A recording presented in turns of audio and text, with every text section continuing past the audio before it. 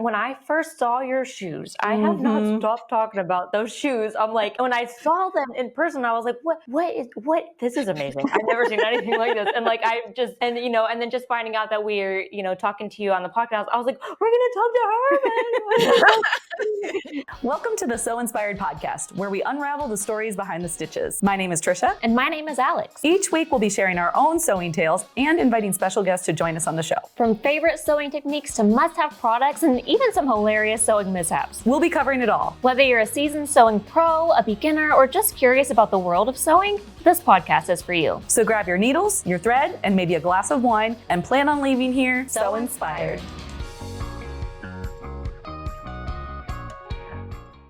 Welcome, Kimberly. We are so excited to have you here. How are you doing today? Thank you. I'm excited to be here. I'm doing great. Wonderful. Well, we are happy to hear that. And as I said, we are so glad that you have joined us. We had the privilege of meeting you in person at QuiltCon. We love your energy, so we're excited to have you on this podcast. Thank you. Yes, that was fun. QuiltCon is always a fun adventure. Yes. Lots of walking. A lot of walking. And even more when you find out there's a third floor, right, Alex? Yes. Right. Yeah. At the end of the event. Yeah. We Yeah. couldn't believe that we realized that there's a third floor on the last day. We're Like, oh my there's goodness. more. Yeah. We're thankful for it, though. Yeah. So can you tell us a little bit about yourself, Kimberly? My, I guess you call it daytime gig.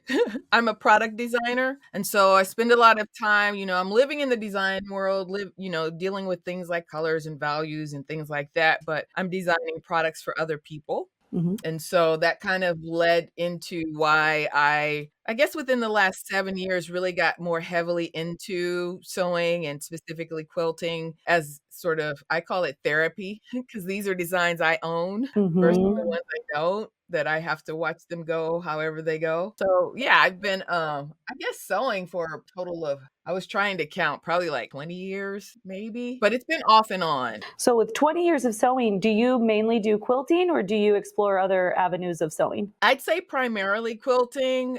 A lot of what's even behind me on the shelf is summer books. A lot of it is quilting fabric. So that's the majority of my stash, but I do a little bit of bag making. And then more recently, I've started doing some shoemaking. Very fun. Well, we'll have to touch on that at the end. Yeah, sure. So you had done a quilt along, correct, for the Quilting Daily? Yes, I kind of came up with a pattern, a great way I feel to use ombres and also kind of get that Bargello effect. So I was able to the class, I think it's on their platform, but I think it was like 6 to 8 different segments, just kind of walking you through literally that pattern and a few tips on things like strip piecing and joining and ways of cutting, all that kind of. So it was fun. That's awesome. Now, for our listeners, can you explain what Bargello means? Not the literal definition, but it does come from, I believe the roots are in Italy and in knitting as well. And so it's really kind of, to me, it's that pixelated kind of look where you have, kind of squares that build up into a pattern. A lot of times it's wave, for example. And so in quilting, typically what you're doing is cutting different size strips and then together. And then you're cross-cutting them. So then you have you can create the gradation based on your selection of fabric. So using an ombre, you already have that gradation. That was kind of the basis for the pattern. That's fascinating. Very fascinating. Yeah, I'm like brand new to sewing, quilting, any of that, and QuiltCon. That was really my first experience of seeing just what you could do with quilts. Because for me, as somebody that's a beginner quilter or sewist, if I hear the word quilt, I think of, I'm a past photographer and I would buy vintage quilts from antique stores and stuff. And I think of, your grandmother's quilt that, and so I thought, I'm like, there's a whole QuiltCon, like there's people still do this, that there's a whole convention. And then when I went to QuiltCon, and especially when we found the third floor, thank goodness, I was just like, I had no idea. I mean, there's a whole art for quilting and just so many different ways, and hearing you explain, that style of quilting and just designing. And I'm just constantly blown away by the creativity that you and other quilters have and how you can create so many unique things out of fabric, and I'm still learning and constantly inspired. So I just think it's really, really cool. Yeah, yeah. Same for me. I mean, it's QuiltCon is always that overwhelming. I think quilt shows in general are that kind of overwhelming inspiration. And sometimes you're like, wow, I don't know if I can to that level, you know. But one of the cool things about QuiltCon is a lot of those quilters whose art is on display are actually also giving workshops. So you start to learn their techniques and you're like, wow, okay. You know, even that Bargello thing, you know, it looks really complex when you see it, but it's like then you break down the process and you're like, okay, I can do this. That's an interesting point with breaking down the process. It's that one step, done. Next step, done. Yeah. And you can get Yeah. anything done. I have to Yeah. remind myself of that constantly. But I am a relatively new quilter as well. I've only done a few now, and 4, some small, some big. It just depends on which one it is. But you say you consider yourself a modern quilter, correct? Yeah. Yeah. I'm more, I would say, more traditionally inclined. I'm like the Cracker Barrel quilter. You know, when they're hanging up and you're like, oh, it looks like a vintage one, right? I'm drawn towards that. But going to Yeah. QuiltCon and seeing the modern quilter, just all of those beautiful, vibrant quilts, I'm like, oh, maybe I'm not necessarily just a traditional quilter. So can you explain a little bit about what a modern quilter is? Yeah, I mean, I think I sometimes struggle with it a little bit. So to me, the way I interpret it, in many cases, there's a lot of negative space. You know, more traditional quilting, you see like blocks in rows and columns, and sometimes they're the same, sometimes they're not, sometimes they form an overall pattern. But modern quilting, you may see things like, you know, someone's face, an animal, and then and it's only taking up maybe a third, a certain segment of the quilt. And then the rest of it is just free space where you're allowed to do this amazing quilting, you know, and be really creative with that. So for me, it really makes me think more about each of the steps in the process again, right? So from selecting the fabric, many times the fabrics are, to your point that you made, more vibrant kinds of colors. You know, so traditional quilting, you'd see more almost muted kinds of colors, you know, kind of even things coming from textiles would be, you know, unless it was like polyester kind of base. But you think about the fabric select, what the actual pattern is to be. And if you even need a pattern, maybe you're just kind of, you know, I have a pattern that I've created that's just, it's a section of a strip, you know, a set of squares sewn, and all the rest of it is just background. But then again, you know, you think about the quilt. This is really going to show, should I use like a wool batting so my quilting really shows, or do I like that crinkly effect after I wash the quilt? Do I go with a cotton? So it's just all those different steps in the process. You really think that end result, you really kind of, to me, feels a lot more like art. When you say art, that really makes me think, because when we were at QuiltCon, a lot of those quilts I was looking at and going, oh my goodness, it looks literally like a picture. It's a portrait. Yeah. And then Alex is a photographer. I do motorsports photography. And you often hear like the rule of thirds. So when you're Yeah. talking about modern quilting, having one area having your subject and then the dead space on the other side, I'm sitting here going, oh, a rule of third. It's literally a picture. No wonder it looks like a picture to me. Yeah. Right. Really eye-opening when you get to experience seeing quilts in person like that. I was just amazed. My brain goes to, you know, like the first, I just want to know about the, you know, quilters that just like, how does somebody just imagine a picture? And, you know, we said a minute ago that once you just break down the steps, it's not so difficult, or you realize that it's actually doable. When this wasn't a thing yet, even think, oh, I want to make this into a picture. Let me do, I don't know if I'm making any sense right now, but there's it's working in my brain. There's workshops on it, and you know, you teach it and things like that. But those that didn't know how to do it yet and they just started figuring it out, like conceptualize. I don't know. I feel like I can feel what I'm trying to say, but it's just wild to me. But well, anyway. you know what it makes me think of, we talked about the quilt at QuiltCon, but it makes you really, especially when you're exposed to some of the quilters through workshops, that's to me another layer that's really cool and interesting. A lot of the folks who are out there who are quilters and creating quilting patterns or fabric designers are actually, you know, they're like engineers, or, you know, like, so it's like, oh wow, that makes sense why your work is so like architectural, Yeah. that's what you do during the day. So it's like all over the place. And I think that's a part of what's cool, whether it's modern or not, is all those different perspectives people are coming from. I think one of the other things about modern quilting is, especially with my local guild, is a lot of times there's a lot more technology involved. And so back when Flickr was a thing, that the Modern Quilt Guild was there and sharing their art online. And so you're exposed to more than just you would have been in the past by going to quilt.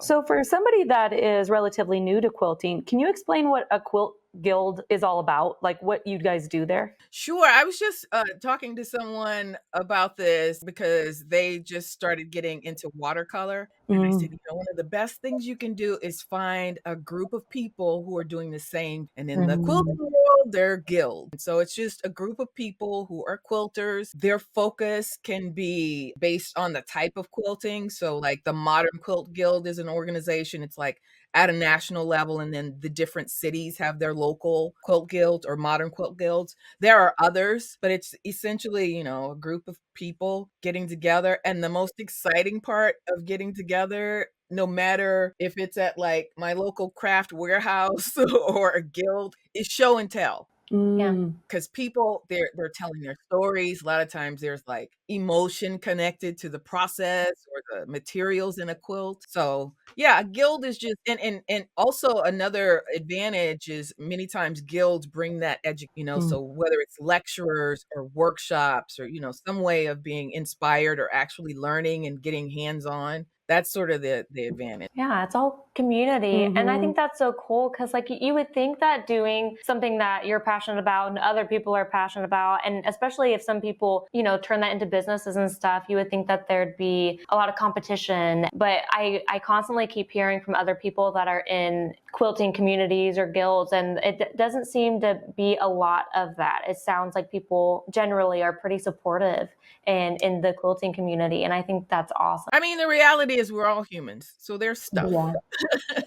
Right. But I mean, as long as you keep your perspective, like I've been involved in like organizations, drama or humanness. And it was just like grounding yourself and like, why are we here? Because we love quilting, right? Not Yeah. for any other stuff. So just kind of, as long as you stay focused on that and allow people to be who they are, then yeah, it stays positive. I love that you say humanness. I know. Yeah. I feel like that's such a humble way to say there's drama. There's drama. It kind of brings you back, like, they're human, I'm human, it's okay. It's, instead of like a We all have negative. our days and moments, be fed by other things or whatever. So Yes. yeah, we have to allow that. I usually just say, I think they need an air hug. Yeah. And then they probably say, oh wait, I'm not a hugger. Yeah. One thing I do want to ask is, if for a dream skill, what is something that you would like to master outside of quilting? Well, I kind of have started to dabble in it, and that's around shoemaking. And I think there's also a close connection with like leather work as well. That's really interesting. So it's like how far to go, because leather work also kind of carries over into bag making. So I just feel, and even garment sewing. So I feel like I'm in this space of like, how can I combine those worlds? What does that look like in like a physical product? So shoes, I've done shoes with quilted, they're like Air Jordans, but they're quilted. Fun. Garments, I've done quilted jackets, but it's like a coach's jacket, but it has this, really traditional kind of quilting aspect. Obviously bags, can do the same sort of thing. So I feel like I want to get more into like the shoemaking aspect of it. I have a couple of specific kinds of shoes down pretty well, so I need to like expand that. And you are so, when I first saw your shoes, I have not stopped talking about those shoes. I'm like, and when I saw them in person, I was like, what, this is amazing. I've never seen anything like this. And like, and then just finding out that we're, talking to you on the podcast, I was like, we're going to talk to her. And then just to find out that, you haven't even, I guess, been doing it for that long, and it's a new kind of adventure for you. I'm like, where are you going to be in 5 years? Like, that's insane to me. It's just, you're just so creative. It's wild. Thank But, you. yeah. Thank you. It's also pretty incredible, like randomly meeting somebody at QuiltCon. We see your shoes. We've talked about it. Now we're having the podcast. And it's just like this whole cool progression on how life works. Yeah. Yeah. The journey.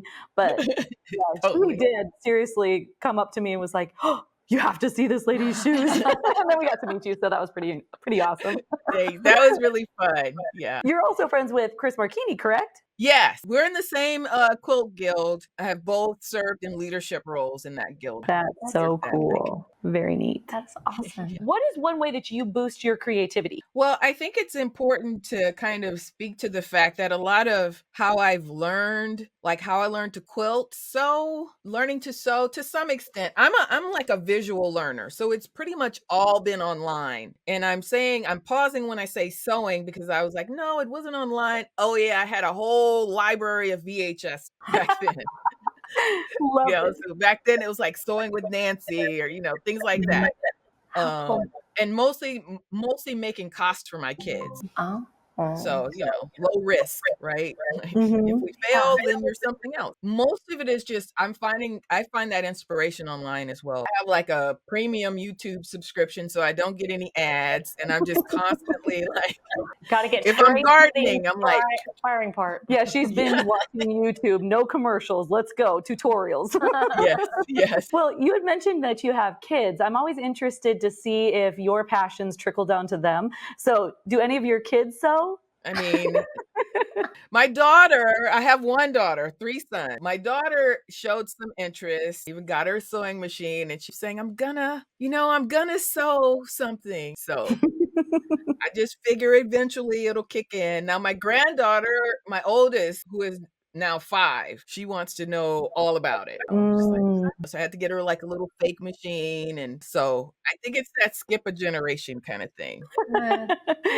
Well, a friend of mine, we get together weekly and have a girls' night. Well, her daughter is now 10. And so periodically she'll join us for girls' night. But during girls' night, we'll do either painting or sewing or, something project related. And her daughter has been sewing for like 2 or more years already. And she's a little seamstress. My goodness, she can make some incredible stuff. She came over the other day and she was making a cloak for her her American Girl doll. And I was just so impressed. She was doing buttonholes. And I'm like, wait, what? Yeah, so she was pretty awesome. So I feel like we need to get her another machine. She's got a real machine, but it's more of a kid dialed in machine. Yeah. But I think she's about ready for an upgrade. I might have to do that for her. We have the same. There's a friend of the family. Her daughter is like 8, I believe now, maybe 10. But anyway, I started showing her a little bit about quilting and she was like, and gave her access to a few books. So the starter kinds of projects like make a scrunchie, things like that. And they pick it up and they go. Now she's making skirts and all kinds of stuff. So I was also enjoying watching her read the pattern because for me, my projects, how can I say this? Like, it depends on the pattern writer because some of them I just don't get. Like, they don't click with me and I get frustrated. So then it's like, okay, I either need to set it down and come back to it, or I just find somebody that I really enjoy reading their patterns and they're understandable to me. So I was watching her and she was reading one step at a time and going back to that, do one step at a time. And I was like, okay, this isn't overwhelming. I'm watching a 10-year-old do one step at a time and she's getting it. Yeah. So it was inspiring. I'm like, okay, thank you. I mean, it is true though. It's really true though, especially, garment patterns. Definitely, but like quilting patterns for sure, because there's so many different sources and people write them differently. So and some have a lot more. I've seen lots of people go, "Why do you cut it that way? You're wasting fabric. You could do it this way." One of our Facebook followers, Deb Porter, she's so sweet. She's like, my phrase is, it's my project. I do what I want. She's like, I feel like cutting it that way. I'm going to cut it that way. Perfect. Good point. That's the whole point, Just enjoy it. Very cool. So if you make an oopsie, do you embellish it or do you seam rip? Honestly, but I'd have to say for the most part, I seam rip. I don't even call it seam ripping. I call it unsewing because to me it's just part of the process, especially in quilting. Yeah. I'd say I do a lot more seam ripping in quilting than I do in like garment. Yeah, unsewing 'Cause is probably more necessary in quilting just because precision is so yeah, important with quilting for yeah. everything to match up. And I've had that experience of like finishing a whole thing and to everyone else it's like, "Wow, great." And to me, I'm like that one seam. Yeah. We've been talking about how this podcast has been so inspiring, getting to listen to everybody, and you could just pull these awesome little nuggets. And that's one, like, I am so particular and I'm hard on myself. We were talking about this as well. You get hard on yourself, and it's like you're the one that's noticing all of those little mistakes. You're the one that's getting down on yourself. If somebody sees your quilt, they're going to love it and they're going to think it's beautiful, and they're not going to go, "Oh, look, you're off Right. by an eighth of an Exactly. inch." Yeah. I've So, tried to make it a habit not to. I'll mhm. especially like one of the shows that my guild typically participates in is it's called Sisters Outdoor Quilt Show. I Mm. don't know if you're familiar. It's like the largest outdoor quilt show in the world. It's Uh-huh. here Ah. in Sisters, Oregon. It's coming up in July. It's like the second Saturday, I think, in July. And it's beautiful part of the country, especially that time of year. So there's all these quilts hanging out outside. There's a huge like process around it where the local fire department helps to hang them. And Oh, Oh. cool. it's really a fun time. And so we typically, the guild would have an exhibit there where we have like 20 quilts from our guild hanging in a certain section. And so, there's always that opportunity where I like to go and stand by my quilt, listen to people. The worst I've heard is someone who was just like, I just don't get it. But other than that, it's positive, and I'm like, I could easily that one thing she's pointing out was the thing that gave me a lot of trouble working. Like, I'm not gonna say anything, you know. I'm not Just gonna looking point at out that, everybody's yeah, feet. except for that part, it was an accident. Yeah, I've done that before. I usually enter the local photography art show every year. It's in February. And I'll just, for the past, like, I think 7 years, I've entered it. And I'll just walk around. Nobody knows it's me. I'm like, what you gonna say about that? Sometimes they're just quiet. They're just looking. And I'm like, okay, I'll just come back around. Yeah. How many people were doing that at QuiltCon? Oh, yeah. Yeah, yeah. Definitely. I Yeah. mean, because sometimes though. Sometimes the person, like, "You're so and so. Can I take a picture in front of your quilt?" Sometimes Not And they're everyone can like, get away wait a with minute, that. I have to hear what's going on. Yeah, They got to come in undercover, put on a mustache, a hat. yeah. I Oh, only very reveal fun. myself, like, if it's a group of people that are like, "Oh my gosh, I love it. I wanna take a picture with the artist." I'll be like That's me. I Oh, did that's that. pretty cool.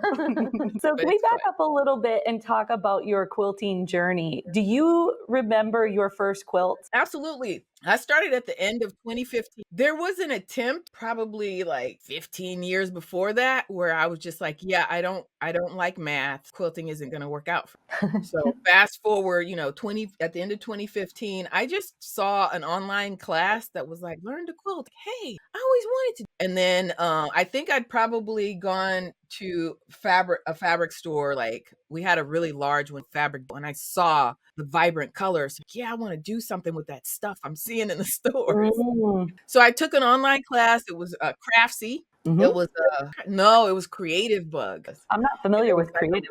Why does that sound familiar to me? Craftsy I am. it was a rainbow jelly roll quilt. Mm. So all I had to do was buy a jelly roll with rainbow colors and then strip together, the ones that I liked, added a border, and then I just stitched in the ditch for the quilting.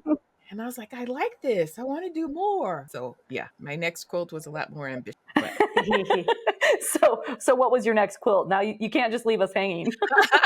my next quilt was a Bargello. So yeah. Oh, you just went all in. Yeah. I mean, I saw it and I was like, wow, that's like pixels. How do you do that? And then I was like, cut each one of those little squares. Then I learned, no, you're just sewing strips together, and gradiating color, and then you're cross cutting that. Those are those sections. Wow, that's cool. So yeah. Yeah, we had Tim Natar on the podcast as well, and she does that little squares. I think all her quilts were 2 inches by 2 inches on that mosaic quilting. Oh my goodness gracious! And then it's a portrait, and I'm like, Yeah. wow. Wow, wow, Yeah. wow. And she was Yeah. walking through the process, just like, you all are so talented. Yeah.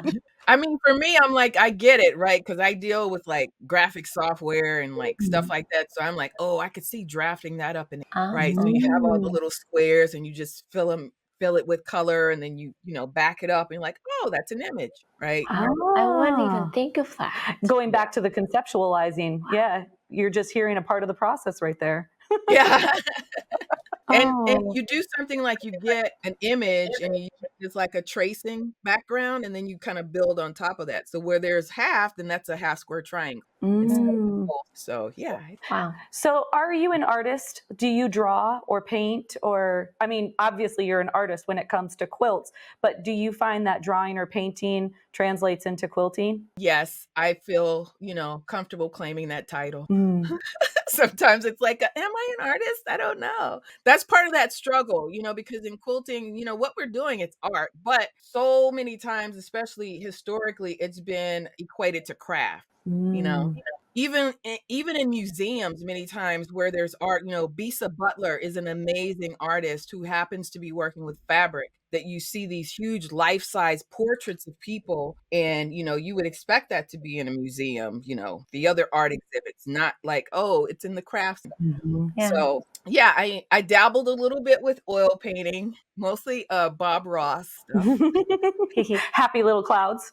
Exactly. 'Cause I watched so many times, I was like, that looks like I do that. He does it in 30 minutes. Yeah. So yeah, I mean, there have been a couple of other like creative outlets. So I consider myself, yes, an artist. And I don't even necessarily use the title quilter. I'd say textile artist, because then it covers wherever I'm dealing with fabric. That's another term. I hadn't heard that one because a lot of times you hear, am I a sewist or a maker or a textile artist or, so it's interesting seeing the different or hearing the different terms and what people prefer to be called. Can we call it like I'm probably making up a word. I do that often, but an expressionalist. Oh, I love that. Yeah. All the different things. It could be writing. It could be, Mhm. expressions. Yeah. No matter what we do, we're gonna, transform the titles over time. It's like, Mhm. That's at true. my job, I was one thing, now I'm something else. I'm doing the same thing, but Mhm. Mm-hmm. So with quilting, do you use it more as just the creative outlet or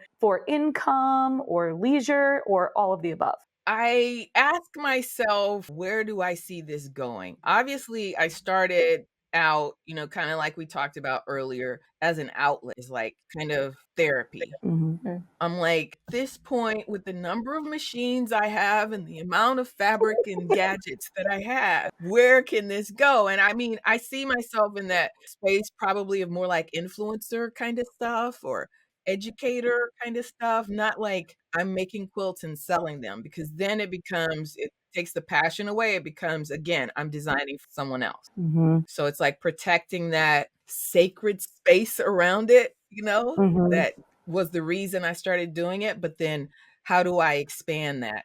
How does it grow? Obviously, you saw the quilt along thing. So it's like, yeah, how can I do that kind Right. of make Yeah, patterns?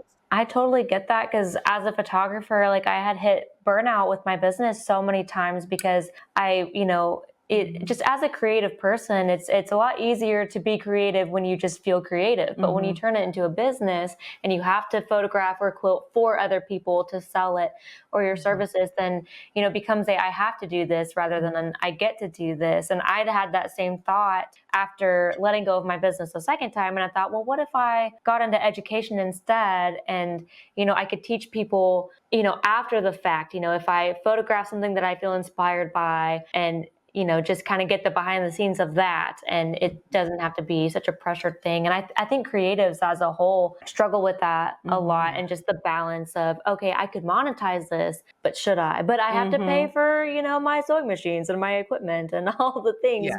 but I don't want to burn out, and so Right. I completely understand that. Yeah. It's like when it's the thing that you do for your livelihood, it changes who you are as an artist, Mhm. because you're kind of like compelled to do whatever, like if someone asked me to create a bad design, I can just kick and scream and like, no, I don't put my name on it. But ultimately I have no control. Mm. So then you end up just kind of giving people what they want, what they ask for, and it's not who you are, what you're not so much expressing your designs that you like. I think it's really important as creatives that you have that outlet. You can own it and you protect it. Yeah.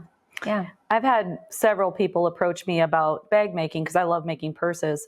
And they're like, oh, I want to buy that. How much is it? How much is it? And then, or do you have an Etsy shop? Do you have this shop? And I'm like, I do not. Yeah. And they're like, are you going to sell them? I'm like, So we go back and forth. And then my other sister, she's just like, what if you made stuff that you love, that you enjoy, that you like how it came out? It's not to order. And then you put it on, and it's just like whatever you made already, that's available because you have your stamp of approval on it. And I'm like, maybe I will consider it. But every time I get really close, I back up and I'm like, yeah, I don't think so. Yeah.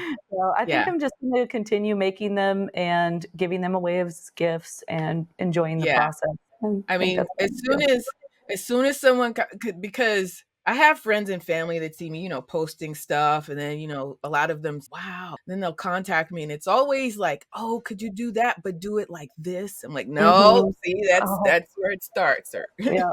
if I'm really tempted, then I'll just put it at a price point where I'm like, if they're willing to pay XYZ, then maybe it's worth it. That's a good point. That's a very good point. And it's actually quite interesting because that's one thing I don't do well. I've had one time that I did say, I will do it. And I told them I'd just do it for cost. I'm like, I'm not going to do anything above that. And my husband and my sister, they both were like, what are you doing? That is so much time and energy. And I'm like, oh no, it's okay. It's okay. But then you realize you spend how many hours doing it. And you're like, oh, maybe I should have charged a little bit more. Yeah. But I had a friend contact me the other day and he's like, can you make me this particular quilt? And I was like, absolutely, I will, because they have a brand new baby. I'm like, well, I'll just do it for cost. But I'm like, I need to give you a heads up. This is what cost is. And they are so shocked about what goes into making something like this and a quilt. And they're just like, yeah, maybe I'll go buy one.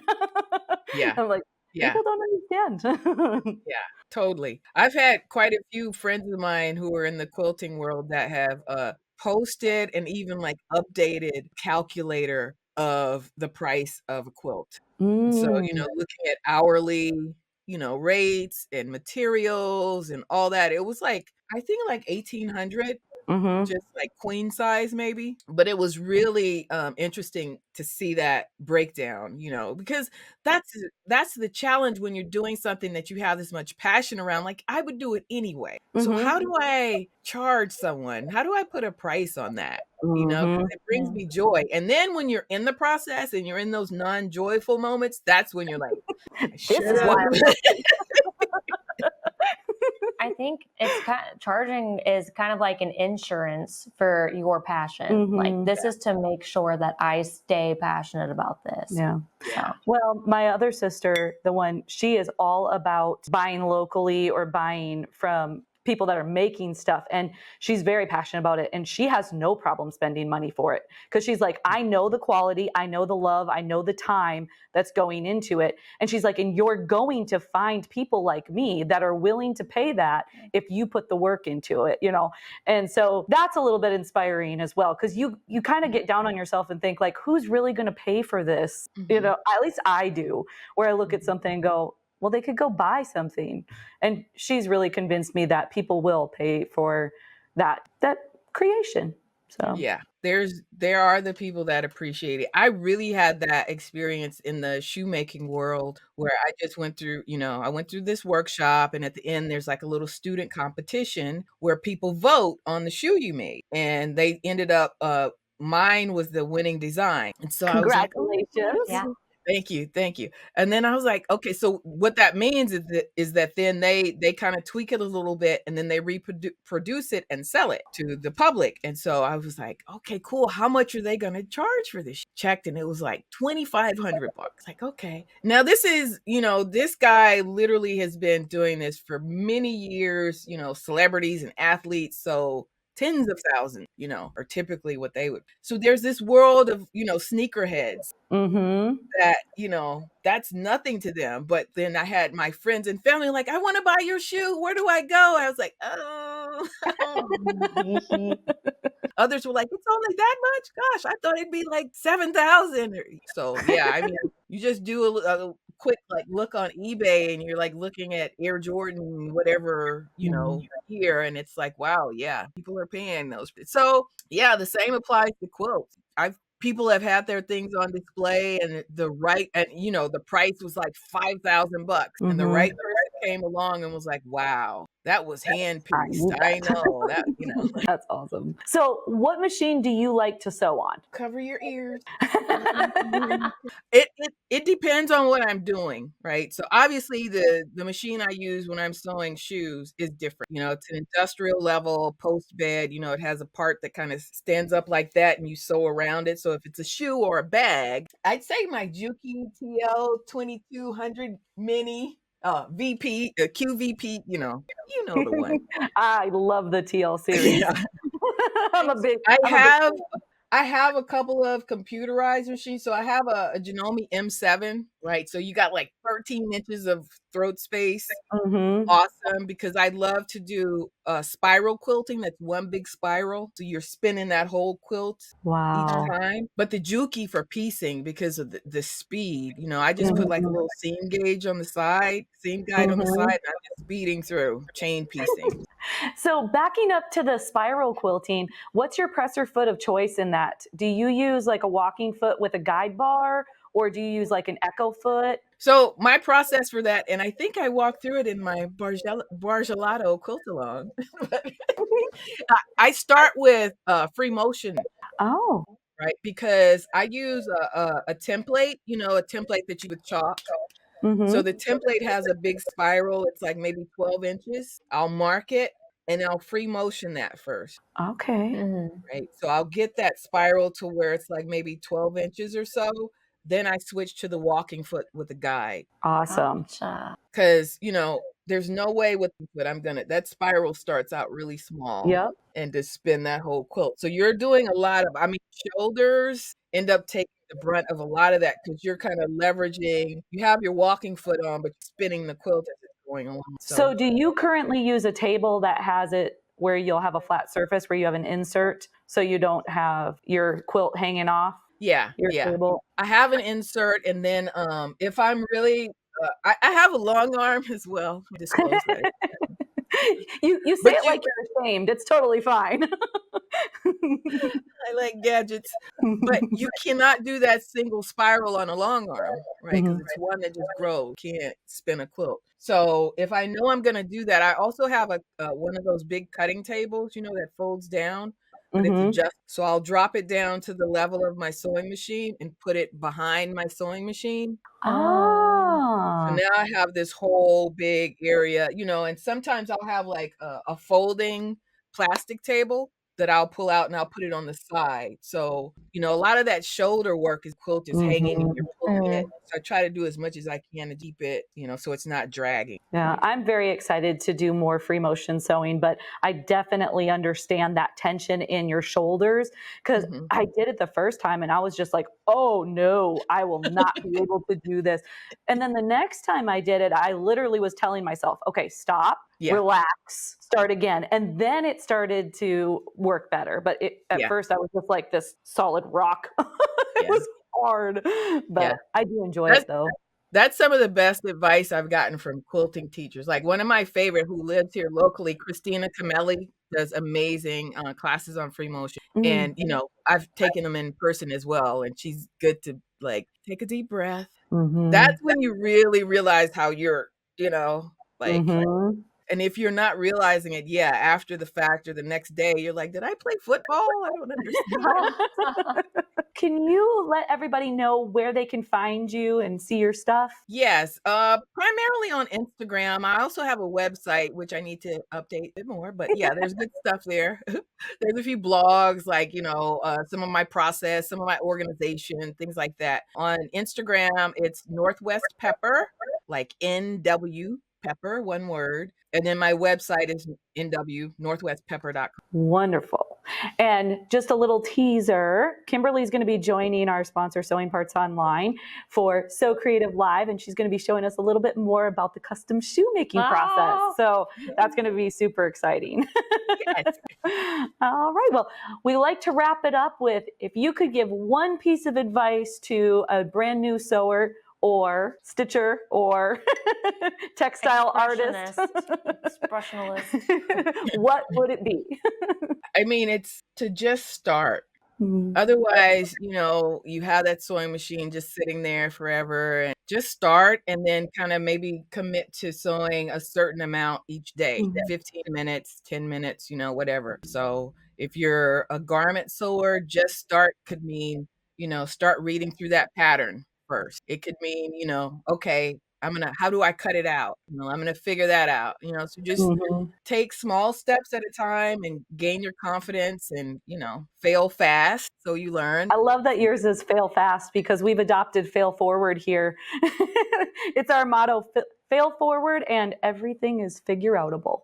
Yes, exactly. Then, you don't have that fear anymore. Like, okay, I did that. Okay. Thank you so much for joining us, Kimberly. We really enjoyed it, and hopefully we can have you back again. Yes, for sure. My pleasure. Yeah, this was great. Thank you.